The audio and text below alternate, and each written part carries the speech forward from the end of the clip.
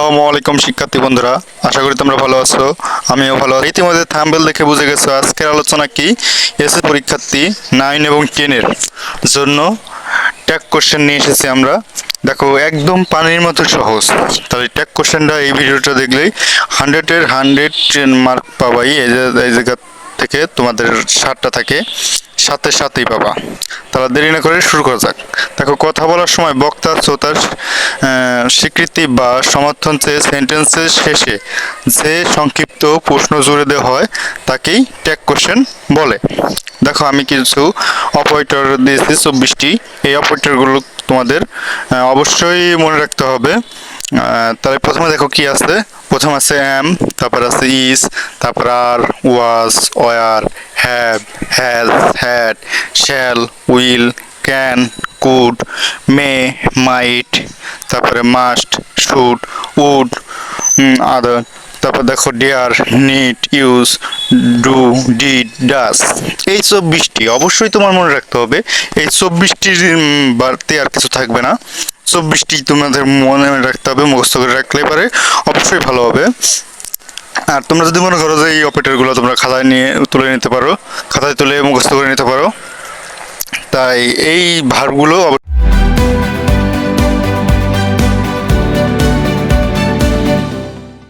তোমরা মনে রাখবা। দেখো, আমি সাবজেক্ট সাজিয়েছি 9টি। তাহলে এখানে সাবজেক্ট 9টি কি কি? I, we, you, he, she, they, it, that, there. এই 9টি মাত্রই সাবজেক্ট ইউজ করতে হবে। আর কোডের ক্ষেত্রে কী ব্যবহার করব সেটা আমি তোমাদের জানিয়ে দেবো। দেখো, নেগেটিভ দিয়েছি 11টি। যে ওয়ার্ডগুলো থাকলে তোমরা ধরে নেবে নেগেটিভ অর্থ, যেরকম no, not, never, neither, few, তারপর সিরিয়াসলি, হার্ডলি, সেটা, তারপরে রিয়েলি, তারপরে বেয়ারলি, তারপরে লিটিল। এই 11টি যদি থাকে ওয়ার্ড যদি কোনো সেন্টেন্সের মধ্যে, তাহলে ধরে নিতে হবে ওই সেন্টেন্সটি নেগেটিভ সেন্টেন্স। তাহলে নেগেটিভ সেন্টেন্স কী হবে চেনার উপায়? এই 11টির যে কোনো একটি থাকলেই আমরা ধরে নেব কি ওই সেন্টেন্সটি কি নেগেটিভ। এই 11টি হচ্ছে নেগেটিভ ওয়ার্ড। আর উপরে দেখো সাবজেক্ট দিয়েছি আমি 9টি, ওই 9টি সাবজেক্ট অবশ্যই মনে রাখতে হবে। দেখো, পরিবর্তন হয় 3টির। যেমন এর সাথে যদি নেগেটিভ হিসেবে নট যুক্ত করি তাহলে হয় আরেন্ট, শ্যালের সাথে নট যুক্ত করলে শান্ট, উইলের সাথে নট যুক্ত করলে অন্ট, এভাবে। আর বাকি যে 21টা আছে ওটার কোনো পরিবর্তন নাই, ওটার সাথে শুধু নট যুক্ত করে দিলেই হয়ে যাবে।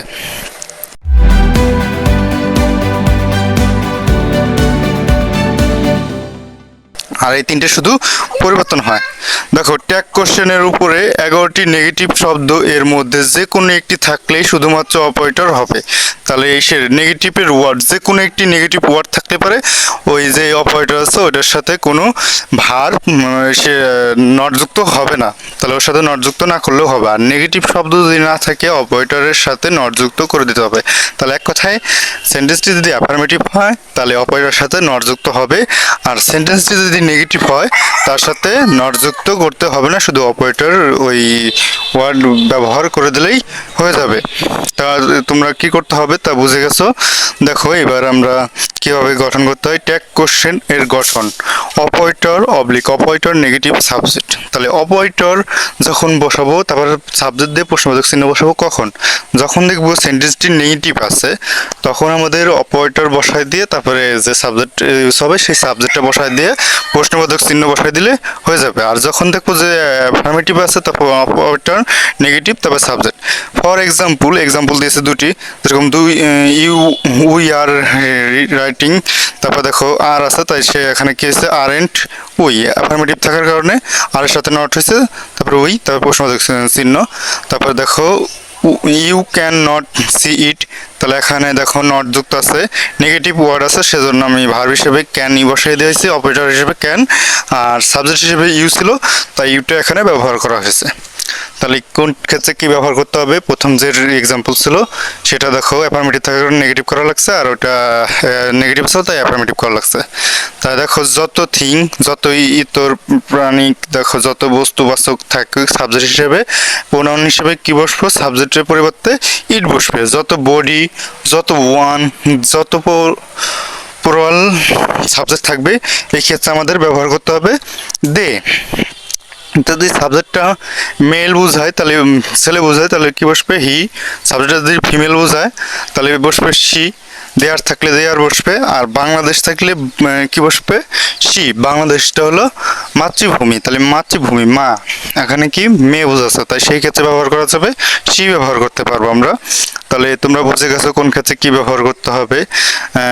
ইট ব্যবহার করব কখন, দে ব্যবহার করব কখন, হি ব্যবহার করব কখন, সি ব্যবহার করব কখন, দে আর ব্যবহার করব, দেয়া থাকলে দে, আর বাংলাদেশ থাকলে সি ব্যবহার করে দিলেই হয়ে যাবে। তাহলে তোমরা কিভাবে কি করতে হবে সব বুঝে গেছো।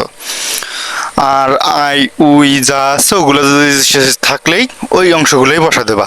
তাহলে এখানে সবসময় সাবজেক্ট হিসেবে প্রোনাউন ব্যবহার, সাবজেক্ট হিসেবে মনে রাখতে হবে